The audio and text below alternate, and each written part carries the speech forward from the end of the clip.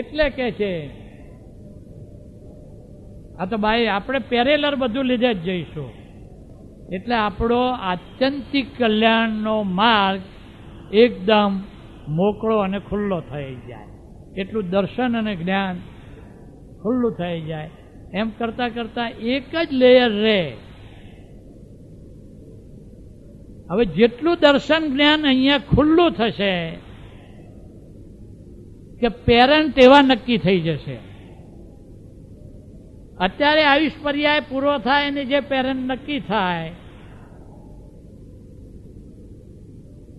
ગઈકાલે પૂરો થાય અને નક્કી થાય એના કરતાં આજે આ જ્ઞાન દર્શનને જે ઉઘડ્યું એને કારણે પેરન્ટ પણ નેચરમાં વ્યવસ્થિતમાં એવા જ્ઞાન દર્શન ખુલ્લા થયેલા આવે.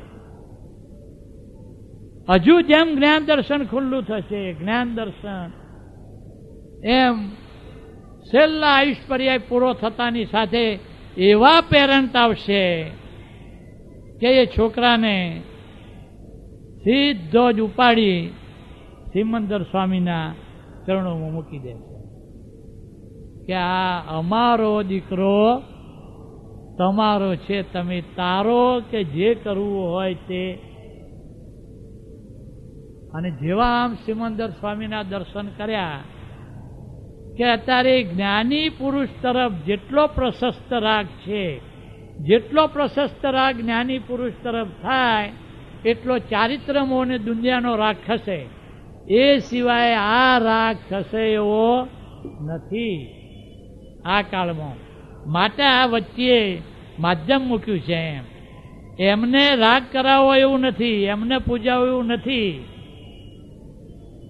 પણ જીવોના આત્યંતિક કલ્યાણ માટે આ કરવું પડે છે. એ જે પ્રશસ્ત રાગ એ દુનિયાના બધા જ પદાર્થોમાંથી ચારિત્રમોને ખસેડી ખસેડી ખસેડી ખસેડીને એકમાં એકત્રિત કરી દેશે, કેન્દ્રિત. અને એને કારણે મરણ વખતે સમાધિ મરણ અને એ હાજર થઈ જાય.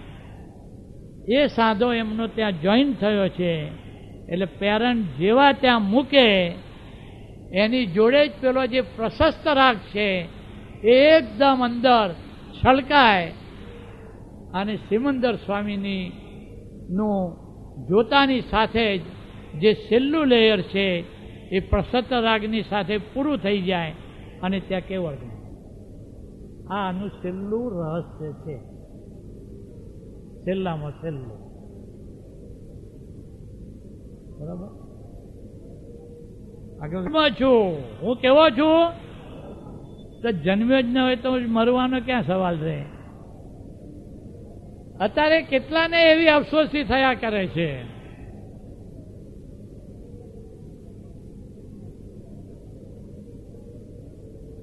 કે જો મને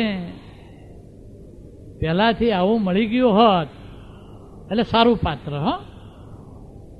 દરેકને એમ થાય કે મને મળ્યું છે પાત્ર મારા લાયક મળ્યું, હું લાયક છું.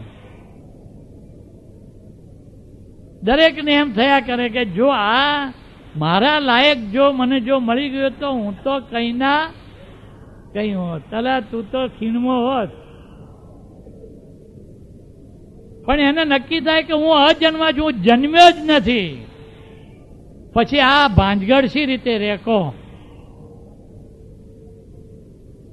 હું જન્મ્યો જ નથી, પછી અંદર ગઢ ભાંજ અને ભાંજગઢને ક્યાં અવકાશ રહ્યો? અને હું જન્મ્યો નથી, અજન્મ છું, તો હું કેવો છું? અમર છું. મરણ રહ્યું? પહેલા કે જે અહંકારને મારવામાં આવે છે, અહીંયા શું કરવામાં આવે છે પહેલા? એટલે બધી ઉપાધિનું મૂળ મુવા તું છે. કોણ છે આ? અહંકાર. એ અહંકારનું શું કરી દીધું? ફ્રેક્ચર કર્યો. એટલે પગને ફ્રેક્ચર થયો તો દેખાય પાછો એવો ને એવો, પણ દોડવાની ક્રિયા કરે નહીં. હવે કે જે મરીને જીવવું એ કળા માત્ર સજીવન મૂર્તિ શીખવાડી શકે. મરીને જીવવું આખું એમ, અને એનો આનંદ છે એ જીવન મુક્ત દશા છે. કેવી દશા? જીવન મુક્ત દશા. એટલે હું અજન્મ છું, એટલે હું કેવો છું? અમર છું. એટલે હવે મરણનો ભય ક્યાં રહ્યો? તો બીજા બધા ભય મરણના ભયના ઉપર જ સંકળાયેલા છે. અને તમે જોજો સાહેબ, જે બધા વૈષ્ણવો છે અને જેને ખ્યાલ છે, કંસને દેવકી ઉપર એટલો બધો પ્રેમ હતો અનન્ય કે એના લગ્ન પછી એને જે વળાવવાની હતી એ વખતે એ કે હું મારા જાતે રથ ચલાવું, બીજો કોઈ જોઈએ નહીં, અને હું જાતે આવું એમ રથ ચલાવતો હતો. અને એને આકાશવાણીમાં સંભળાયું કે તું જેનો રથ આટલા ઉત્સાહથી ચલાવે છે એનું 8મું સંતાન તારા મરણનું કારણ બનશે. એ મરણનો ભય એને એવો પેસી ગયો કે એનો બધો સ્નેહ સંબંધ તૂટી ગયો અને એ એવો ઘાતકી થવા લાગ્યો કે ત્યાંના ત્યાં એ બેનનો ચોટલો પકડી અને એને થયું કે એનો ઘાત કરો. એ વખતે કે છે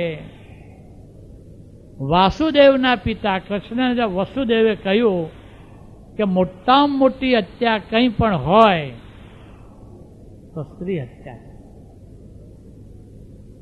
કોઈ સ્ત્રી હૃદયને ઓળખી શક્યું જ નથી, એના હૃદયને. મન સુધી એ કોઈ જવા પ્રયત્ન કરતા નથી. એ તો બુદ્ધિ ક્યાં પગની, પણ અત્યારે તો આખું ભેદીન ઉપર જતી રહી છે. એ આ બધા ભવાની શંકરોને પછી ખબર પડે છે, કુવામાં પૂછકો માર્યા પછી. એટલે પેલા એ કહ્યું કે તું આ હત્યા કરીશ તો બહાર તારું અને બધાનું ખરાબ દેખાશે. હું જે સંતાન જન્મ છે એ તને આપી દઈશ, અને તારે જે કરવું હોય એ તું કરજે ખાનગીમાં. તારે એને જેલમાં પૂરી દીધા બેન બનાવીને, અને એવો ચોકી પહેરવા મૂકી દીધો કે એનું આખું ચિત્ત રાજ્ય ચલાવવાના બદલે આમાં જ ઓક્યુપાય થયું. મરણનો ભય જેને સતત રહેતો હોય એને અસુર કહે છે. શું કહે છે? મોટામાં મોટો એ ભય છે. તારે મહાત્માઓ તો હવે કેવા થયા? નિર્ભય થઈ ગયા. હવે એમને કોઈ પણ ભય રહે. એટલે કે જે એક રેલવે સ્ટેશન આગળ દાદા ભગવાને કહ્યું કે અસીમ જે જયકાર હો કરતા કરતા તાળી પાડતા પાડતા અહીંયાથી ત્યાં જઈ આવો. સારા સારા માણસો, કપડા સારા પહેરેલા. હા, તો એમ થયું કે સૌ કેવા લાગીએ આપણે.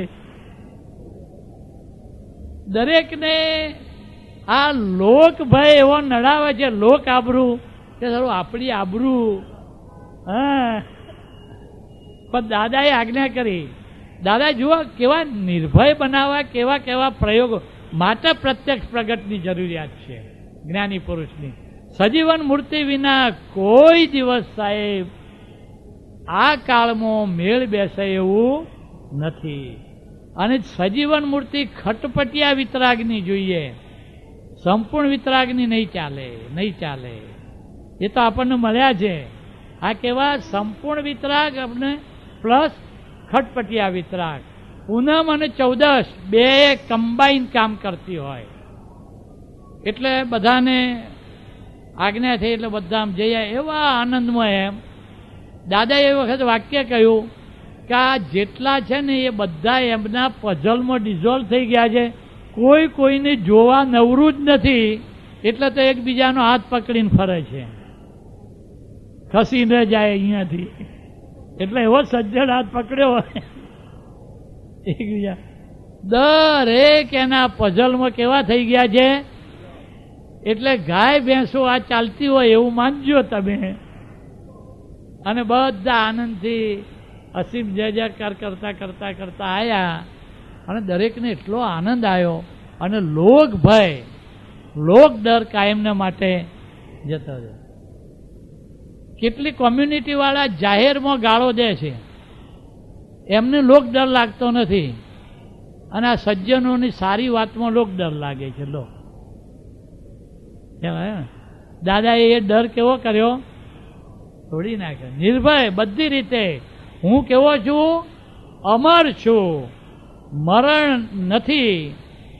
એની જોડે જેટલા બીજા ભય છે એ બધા જ ભય જતા રહ્યા કે છે એની અંદર.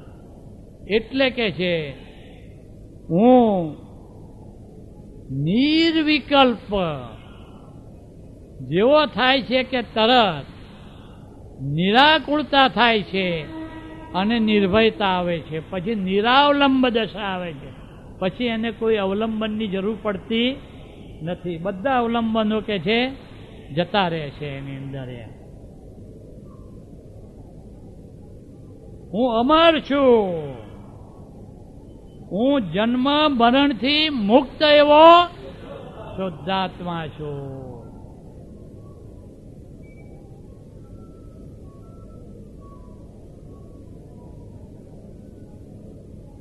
જીવ ભાવ શું કહે છે કે હું જન્મું છું અને હું મરું છું. લોક સંજ્ઞામાં આ મરી ગયા એમ.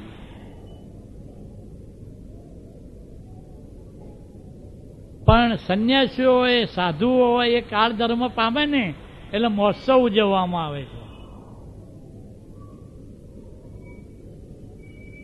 તમે જોજો મહાત્માઓને બધાની જોજો કે હું મન વચન કાયાથી તદ્દન ભિન્ન એવો. હવે મન વચન કાયા બોજા રૂપ લાગે છે. પહેલી જ વાર ખ્યાલ આવ્યો કે આ પણ બંધન છે.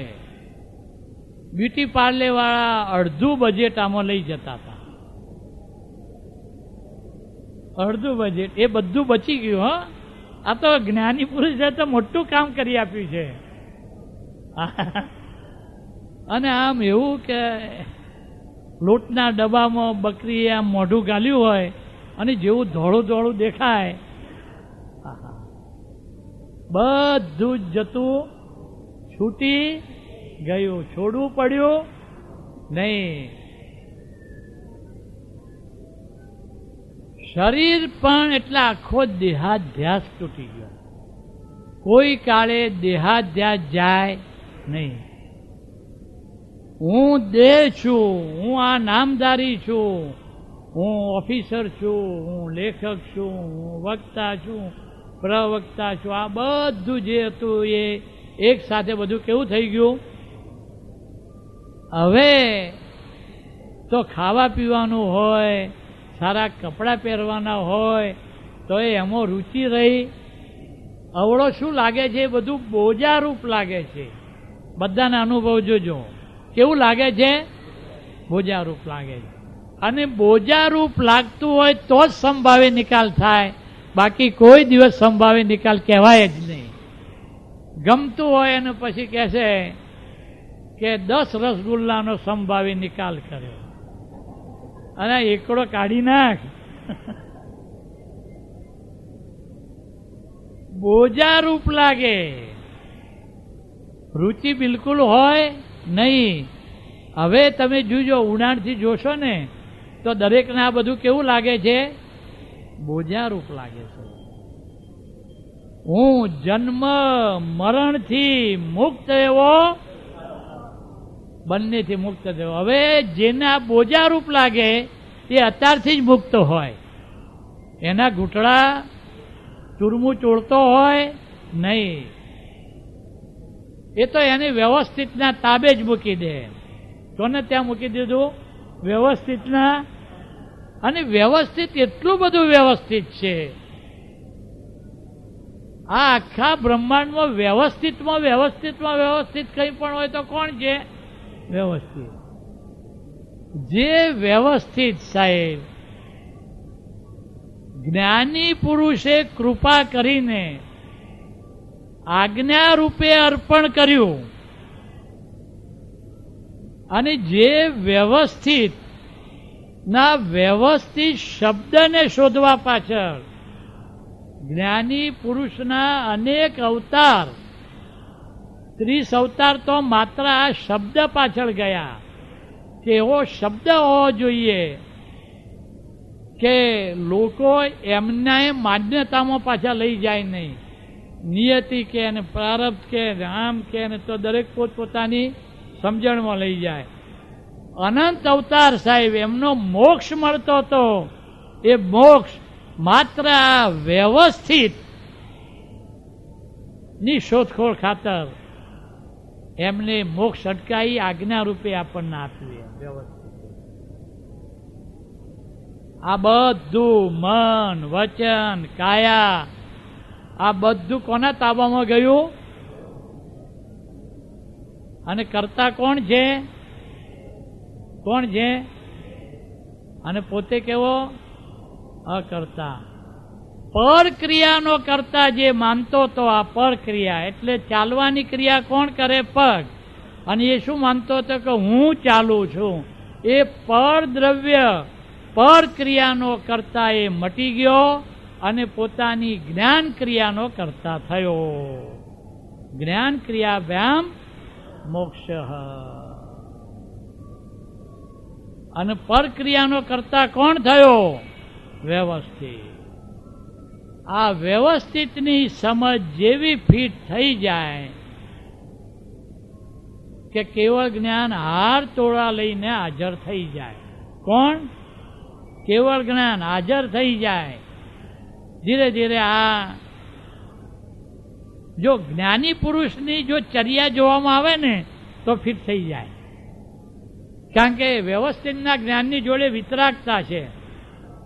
જ્ઞાની પુરુષની ચર્યામાં એ સંપૂર્ણપણે વ્યવસ્થિતના તાબામાં.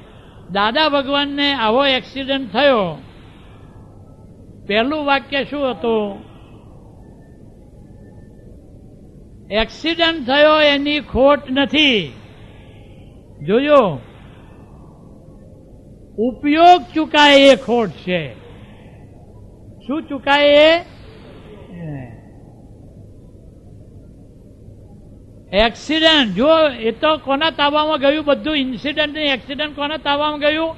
વ્યવસ્થિતના. સંપૂર્ણપણે એમને તો વ્યવસ્થિત એ વર્તનામાં હોય સાહેબ. કેવું હોય? માટે એ નિરંતર કરુણા કરી શકે છે. એમ કોઈ મોડો આવે, વહેલો આવે, આમ એ નાવા જવા. એક જગ્યાએ તો એવું થયું, હમણાં કનુ દાદાના પ્રસંગની વાત કરું છું. બધા આવીને બેસી ગયેલા. હવે જેટલા જેને સમય મળે એ પ્રમાણે તૈયાર થઈને આવે. અને દરેકને એમ થાય કે એવી રીતે આપણે જઈએ કે બહુ સમય બેસવાનું એ રહે નહીં, દર્શન થાય નહીં. એટલે દરેક એમની પોતપોતાની ગણતરી પ્રમાણે આવે અને પેલા તો એ જ રીતે હોય. એમ નાવાનો સમય થાય અથવા આરામનો સમય થાય તો પેલા કહે છે કે આપણે કહી દઈએ કે હવે બધા જાઓ. અમારાથી એવું કહેવાય નહીં કે તમે જાઓ. ખ્યાલ આવે છે? અને કયા સિવાય જાય એવા આ શૂરવીર નથી. અને વિતરાગ ભગવાનની જોડે રહીને બધા પાછા વિતરાગ થઈ જાય છે. એકે પાછો કેનારો ને રહીને એ નિમિત્ત શોધતા હોય, પણ બધા નિમિત્ત એવા નીકળે બેસો ને તારે જરા થોડો વધુ સત્સંગ થશે. અમારાથી કહેવાય નહીં કે જાઓ. એ જ્યાં સુધી બેસી ત્યાં સુધી અમારી ફરજ છે બેસવાની. અમાપ છે કે નહીં જ્ઞાની પુરુષ? અમાપ. એમની પ્રત્યેક ચર્યામાં. અને દાદા ભગવાનની જેને જોઈ હોય સહજ અવસ્થા, બીજા હાલી જાય, પણ એમની અવસ્થા તો કેવી? સહજ. નિરાવલંબ દશાને અને સહજ દશાને સીધો સંબંધ છે, એટલે અંદર સહજાનંદ વર્ત્યા જ કરે. આ તો તમને જરા થોડા સેમ્પલ આપવામાં આવે છે. સેમ્પલ કરતાં મૂળ માલ અનંત ગણો ઊંચો છે આપણા ત્યાં. બીજે બધે સેમ્પલ ઊંચા અને માલ ભંગાર. આ બધા જે હા, ડેકોરેશન એકદમ જોરદાર. એટલે પહેલી વાર જો ને અને એકદમ માન થાય, અને જેમ નજીક જાવ ને એમ બધું વગળવા લાગે. કશું જ હોય નહીં, ઇમિટેશનનું એ સોનું ના હોય એમ. પાછું એમ આ અક્રમ માર્ગ છે એમ. હવે કે છે શરીર પણ બોજારૂપ લાગે. કપડાં પહેરવા, દાગીના પહેરવા, આ બધું જ અંદરથી કેવું લાગે છે? બોજા. એમાં રુચિ રહી નહીં. બોજારૂપ લાગે એટલે એનાથી તદ્દન મુક્ત અત્યારથી જ થઈ ગયા. અત્યારથી જ કેવી દશા રહે છે? અંદરથી મુક્ત દશા. અંદર રુચિ રહે તો બાવો ભળી જાય અને એને ડફણા પડે. હવે એ પોસાતું, આનંદ જે ઓરવાય એ હવે પોસાતું નથી. કોઈને ઊંડે ઊંડે જોજો બધા મહાત્માઓને, અને દરેક મહાત્માને ઊંડે ઊંડે એવી અભિલાષા છે કે ગમે તે રીતે આની પૂર્ણાહુતિ જે રીતે થતી હોય એ રીતે આ પ્રગટ પ્રત્યક્ષની હાજરીમાં પૂર્ણાહુતિ કરી દો. અને એ પ્રગટ પ્રત્યક્ષને કહેવું છે કે જેમને આજ્ઞાઓ પ્રત્યક્ષ વર્તે છે એમની હાજરીમાં આજ્ઞાઓની પ્રત્યક્ષતા કરી લો એટલે કામ થઈ ગયું. બસ પછી તમારે કોઈ અવલંબનની જરૂર પડશે. હવે કે જે આ દેહ એ જો બોજારૂપ લાગે એટલે અત્યારથી શરીરથી કેવા થઈ ગયા? મુક્ત. જન્મથી કેવા થયા? મુક્ત. એટલે મરણ વખતે પણ મુક્ત દશા રહે છે. કોઈ કાળે સાહેબ આ બન્યું નથી. મરણ શબ્દ આવે ને અને માણસ એવો ભયભીત થઈ જતો હોય છે. અહીંયા કેવા બનાવી દીધા? નિર્ભય. હું કેવો છું? જન્મ મરણથી મુક્ત એવો છું. હવે અત્યાર સુધી આપણે હું શુદ્ધાત્મા છું, શુદ્ધાત્મા છું કહેતા હતા. શું કહેતા હતા? જેમ નાનું છોકરું ગાતો હોય ને, ગીત ગાતા હોય ને એમ. પણ એ શાબ્દિક હતું. હવે કેવું છે? મર્મ સાથે, અર્ક સાથે, આશય સાથે. જ્ઞાની પુરુષનો જે આશય છે એ આશય અંદર ઉગવા લાગ્યો. કેવો થયો? અને એનો આનંદ રહે છે કે નહીં? રહે છે કે નહીં? એટલે તો આ ચિઠ્ઠી આવે ને એટલે આવતી છે. આવે કારણ કે કોનું સ્થાપન થયું છે અંદર? જ્ઞાની પુરુષનું સ્થાપન છે.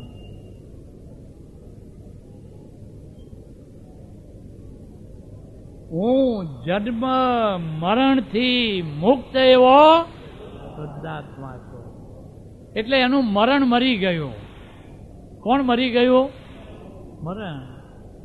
પોતે અજર અમર થઈ ગયો.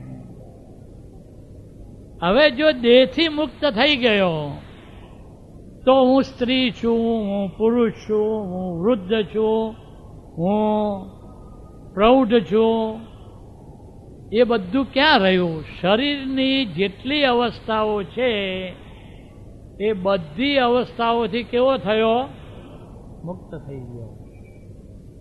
એટલે જન્મ મરણથી મુક્ત શબ્દ એ બહુ મોટો શબ્દ છે. આ શરીરની દરેક અવસ્થા એની એટલી બધી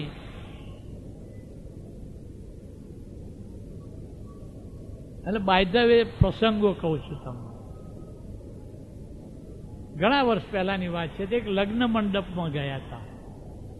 તે કનુ દાદાને અમને આમ બેસાડેલા. એમાં મહાત્માઓ હોય ને મહાત્મા ન હોય એવી મોટી સંખ્યા હોય ને પાછું. અને એમને તો એમના જે શણગાર હોય એ બધી રીતે બતાવવાના હોય. એટલે નવાને તરત જ નવા કનુ દાદાએ કહી દીધું કે રક્તપિત્તીઓ ચહેરો આવે. કેવો? રક્તપિત્તિયાને જો આમ જોવો અને શું થાય? ઊભા થઈને હાલવા માંડે. કે આ કપડા અને શણગાર સજેલો ચહેરો આવે. બધું જ આપણે તો એક સરખું શુદ્ધાત્મા જ જોઈ લઈ આપણું કામ કાઢી લે. અગાઉથી જ સ્વિચ દાબી રાખે. આપણે શું કરીએ છીએ? આમ દિવાસળી સળગે ને તરત ફૂંક નથી મારતા. પછી આમ બધું સળગે એટલે ફૂંક મારવા જાય એટલે બધું સળગે. પેલા તો પેલું શીખવાડ્યું કે અગાઉથી જ આપણે શું કરી દેવાનું? સ્વિચ દગાઈ દેવા. આપણે શું કે પહેલા પગ કાદવમાં પડવા દઈએ, પછી ગંગાજળ ભેગું કરી અને હવે પ્રતિક્રમણ કરીએ છીએ, પ્રત્યાખ્યાન. અને પહેલાથી સ્વિચ મારી દે ને. અંદર મશીનરી એવી છે કે તમે જેવી સ્વિચ મારો એ પ્રમાણે વર્કિંગ શરૂ થઈ જાય. શુદ્ધાત્માની સ્વિચ મારો એટલે બધે શુદ્ધાત્મા શુદ્ધાત્મા શુદ્ધાત્મા શુદ્ધાત્મા.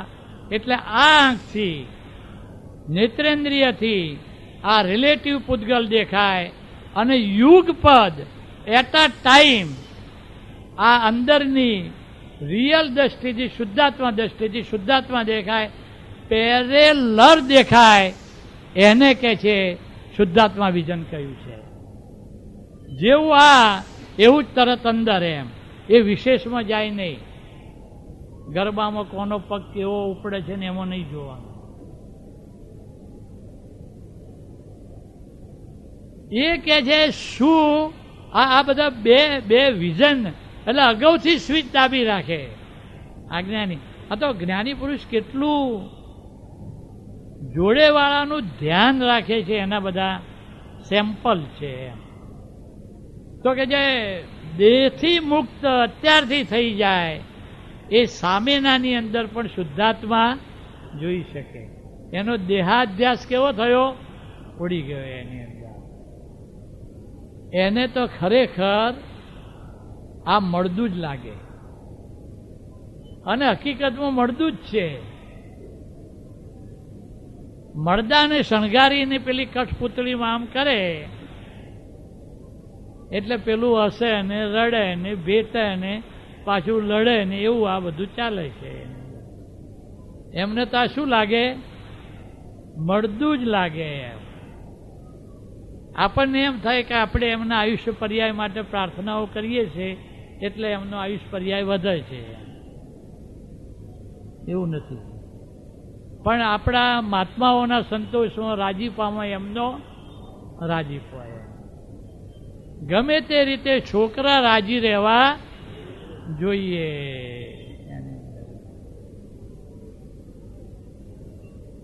તો જેવા દેહ જેવો બોજારૂપ લાગે. તમે જોજો આ દરેક મહાત્માની આ અંદરની દશાની વાત કરવામાં આવે છે કે અત્યારથી જ મુક્ત રહે. એટલે મૃત્યુ વખતે પણ કેવો અનુભવ થાય? મુક્ત અનુભવ થાય. હું જન્મ મરણથી મુક્ત છું. હવે તમે જોજો, બરાબર ખૂબી જોજો. આ જેટલા 8 પ્રકારના કર્મો છે દ્રવ્ય કર્મ કેટલા પ્રકારના છે? 8 પ્રકારના. આમ તો એના પેટા પ્રકારો તો અનેક છે. એમાં 4 જે છે એને શાસ્ત્રોમાં ઘાતી કર્મ કહે છે. ઘાતી એટલે આત્માના ગુણો ઉપર, ઘાત એટલે આવરણ કરે. શું કરે? આવરણ કરે. આમ ઢાંકી દે એમ, એટલે જોઈ શકાય નહીં, આવરણ કરે. 4. એ 4માં એ કોઈ પણ ઇમ્પોર્ટન્ટ હોય તો મોહનીય કર્મ. મોહનીય કર્મને કારણે આ મોહ માયા, ક્રોધ, માન, માયા, લોભ, રાગ, દ્વેષ, આ બધી મોહની વંશાવળી છે. એ મોહનીયમાં જેને કારણે આ મોહ વર્તનામાં રહે છે એ દર્શન મોહ 100% જ્ઞાનીએ ઉડાડી દીધો. કેટલો? 100% ઉડાડ્યો. તો હવે 4 અઘાતી કર્મમાં ઇમ્પોર્ટન્ટ કંઈ પણ હોય તો વેદનીય કર્મ છે. કયું છે? વેદનીય. વેદનીયના 2 પ્રકાર, શાતા વેદનીય ને. હવે કે જે જગત શાતા વેદનીયમાં સુખ માને છે અને અશાતામાં શું માને છે? જ્ઞાની પુરુષ કે જે 2 વેદનીય છે. વેદનીય એટલે કમ્પલસરી અને ભોગવટો છે. ભોગવ્યા સિવાય પણ અમે તમારો ભોગવનારો કાયમને માટે ગાયબ કરી દીધો. હું ભોગતા છું એના બદલે હું જ્ઞાતા છું કરી નાખ્યું એમ. હવે શાતા વખતે એ જો જુદો રહે તો મરણની અશાતા વખતે જુદો રહી શકે. આ અનુરહસ્ય છે. એટલે મન ગમતી વાનગી આવે કઈ આવે કે ના આવે, અને મહાત્માઓ લાવે કે ન લાવે, દરેકનો ભાવ હોય નહીં. મન ગમતા કે જે સંયોગ આવે, મન એટલે બાવો. મનનું એ નથી ચાલતું.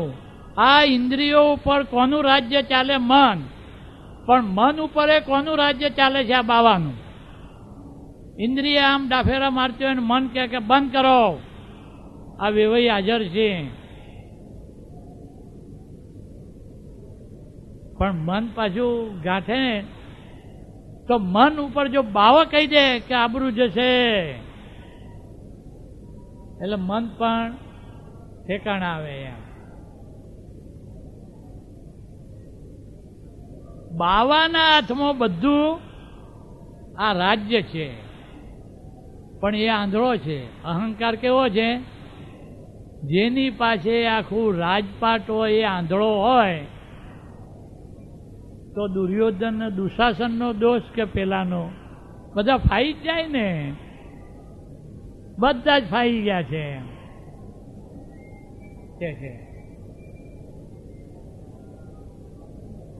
હવે કે છે જે આ બાવા સ્વરૂપ છે એ બરાબર ઓળખાઈ જાય. રિયલ સ્વરૂપ તો ઓળખ આપી, રિલેટિવનું દર્શન આપ્યું અને જોડે જોડે બાવાનું પણ દર્શન આપ્યું. બાવાની જે આખી બિલીફો છે એ માત્ર બિલીફ સ્વરૂપ છે, બીજું કશું છે જ નહીં. એટલે મોટામાં મોટો ચીટર આ વર્લ્ડમાં કોઈ પણ હોય તો કોણ છે? સંન્યાસીઓ સિનેમામાંથી નીકળ્યા. પૂછું ના, તમે તો હમણાં પરમ દિવસ કહેતા હતા प्रतिज्ञा ले ली है किसी भी पर्दे पर नजर नहीं डालनी, लेकिन ये तो संत तुकाराम की फिल्म थी. संत का सारा जीवन 3 घंटे में जो देख सके तो क्यों नहीं देखना चाहिए? लो, મોટા મોટો શું છે? ચીટર. ચીટર કોઈ બહાર છે જ નહીં, એ આ બાવો જ બધું છે. પાછો આંધળો છે, પાછો રાજા છે, પાછો ચીટર છે અને બહુરૂપી છે. એનો એ જુદા જુદા રૂપ લઈને આવે અને આત્મધન લૂંટી લે. હવે કે છે જો એને નક્કી થઈ જાય કે દરેક શાતાવેદનીય વખતે, એટલે મન ગમતી વાનગી આવે, બરાબર, એ વખતે આપણે બોલીએ છીએ, શું બોલીએ છીએ? આહારી આહાર કરે છે, અને હું નિરાહારી, માત્ર તેને આપણે બનતા સુધી તો બોલવા સુધી એ રાહ જોતા નથી, પણ કેટલીક વાર બોલીએ ખરા, પહેલા કોળિયા સુધી કદાચ રહેતું હોય. આહારી હવે કે છે એ વખતે આ પ્રયોગ પરિપૂર્ણ કરવામાં આવે તો અશાતાના મરણના ઉદય વખતે એ મુક્ત રહી શકે. સારામાં સારા કપડાં પહેરતી વખતે, સારામાં સારા દાગીના પહેરતી વખતે, સારામાં સારી વાનગી વખતે આહાર જેવો જીભ ઉપર જાય કે પૂદગલને રૂપ છે, રસ છે, ગંધ છે, સ્પર્શ છે, એ હલકો છે કે વજનદાર છે, એ સ્મૂધ છે કે ખરબચડો છે, એ ઠંડો છે કે ગરમ છે, લાઇટ છે કે હેવી છે, એની જોડે ખારો, ખાટો, ગળ્યો, તીખો, તુરો, આ બધું જ એક જ ક્ષેત્રમાં ભેગું થાય છે. આ મોટા મોટી ખૂબી છે. ક્ષેત્ર કયું છે? હવે એને કોણ માને છે? જ્ઞાની પુરુષે ના નથી પાડી, કોઈ જગ્યાએ ના પાડી, કોઈ જગ્યાએ સપ્રેશન એ એમના માર્ગમાં હોય નહીં, તો સબમિશન ન હોય. સબમિટ થવું એવું એ નહીં, સબ્લિમેશન હોય. શું હોય? સબ્લિમેશન, ઉર્ધ્વીકરણ. તો એ વખતે આ રસ કોણ માણે છે? તો બાવાની બિલીફ પ્રમાણે મળે તો પીરસનાર ઉપર ખુશ, પીરસનાર ઉપર. હા, નહીતર ગમે તેવી સારી ડીશ હોય ને, હા હા, ગમે તેવી સારી ડીશ હોય તો પણ એનું બિલ ચૂકવતી વખતે નીકળે જ નહીં.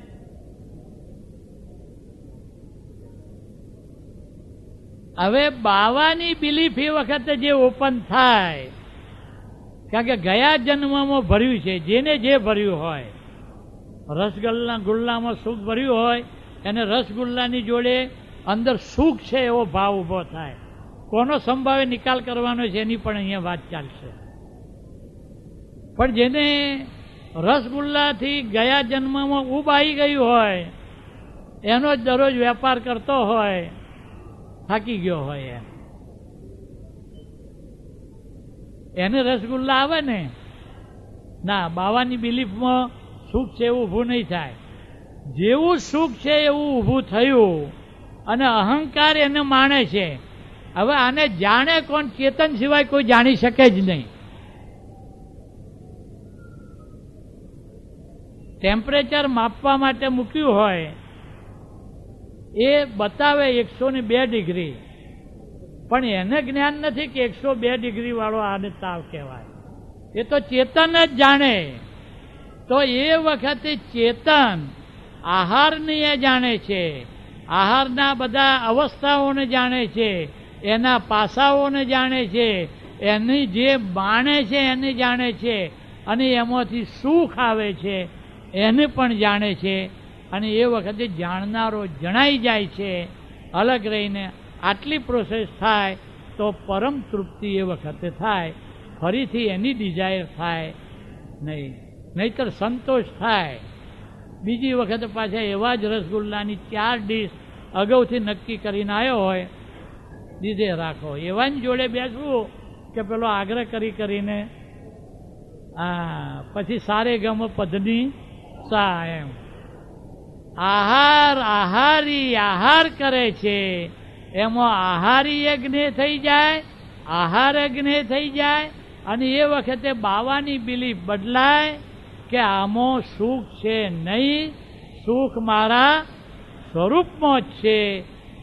એ લેવલ ઉપર પુરુષાર્થ કરવામાં આવે એ વખતે પુરુષાર્થ, તો મરણ વખતે અશાતાના ઉદય વખતે એ કમ્પ્લીટલી અલગ રહેશે. એને સમાધિ મરણ કહ્યું. ચાલો બરાબર. જય સચ્ચિદાનંદ. ઓ દાદા ભગવાનના અસીમ જય જયકાર હો. દાદા ભગવાનના અસીમ જય જયકાર હો. દાદા ભગવાનના અસીમ જય જયકાર હો. દાદા ભગવાનના અસીમ જય જયકાર હો. દાદા ભગવાનના અસીમ જય જયકાર હો. દાદા ભગવાનના અસીમ જય જયકાર હો.